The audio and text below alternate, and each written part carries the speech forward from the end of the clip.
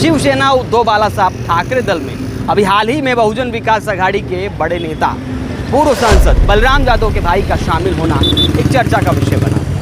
बताया जा रहा है कि बलराम यादव के भाई रमेश यादव के जाने से ये बात सामने आ गई है कि राजेश पाटिल बोईसर विधानसभा क्षेत्र में कार्यकर्ताओं से ठीक से समन्वय नहीं बिठा पा रहे हैं। दबी आवाज़ और सूत्रों की बात माने तो ये भी कहा जा रहा है कि राजेश पाटिल का तालमेल वहाँ के कार्यकर्ताओं के साथ स्थानीय कार्यकर्ताओं के साथ में ठीक ठाक नहीं है, जिसकी वजह से नाराज कार्यकर्ताओं की संख्या बहुतायत में है। पर वो अभी दबी है और अभी शांत बैठी है, लेकिन वो कभी भी कहीं भी करवट ले सकती है। और बताया जा रहा है कि रमेश यादव के इस प्रकार से बगावती तेवर से जनार्दन पाटिल के अग्रिम भूमिका निभाने के साथ जहां शिवसेना उद्धव बाला साहब ठाकरे में शामिल हुए हैं, तो वहीं अगर वो बोईसर विधानसभा क्षेत्र से आगे आने की संभावनाएं तेज करते हैं, अपने हाथ पैर ठीक से चलाते हैं और अगर कहीं टिकट उन्हें मिल जाती है तो राजेश पाटिल के साथ काम करने वाले कई कार्यकर्ता जो बहुजन विकास आघाड़ी में सक्रिय हैं, हो सकता है उन्हें छोड़कर धीरे धीरे खिसकने लगे। ये बात हम क्यों कह रहे हैं?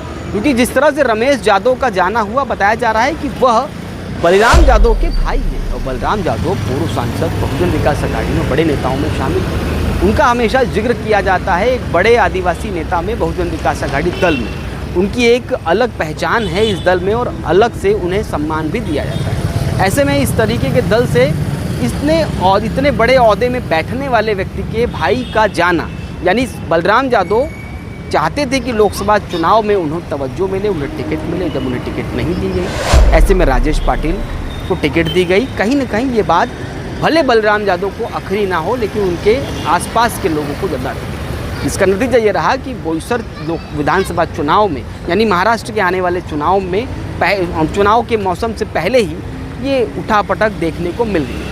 रमेश यादव का जाना ये बताता है कि कहीं ना कहीं कार्यकर्ताओं में कुछ न कुछ है जो बोईसर विधानसभा क्षेत्र में राजेश पाटिल के लिए घातक सिद्ध हो सकता है। यानी कहीं ना कहीं रमेश यादव का जाना एक बड़ा धक्का बहुजन विकास आघाड़ी को साबित हो सकता है आने वाले विधानसभा चुनाव। अगर सही समय पर सही निर्णय नहीं लिया गया तो हो सकता है कि आने वाले समय में राजेश पाटिल के रूप में एक बड़ा खामियाजा बहुजन विकास आघाड़ी को भुगतना भी पड़ सकता है।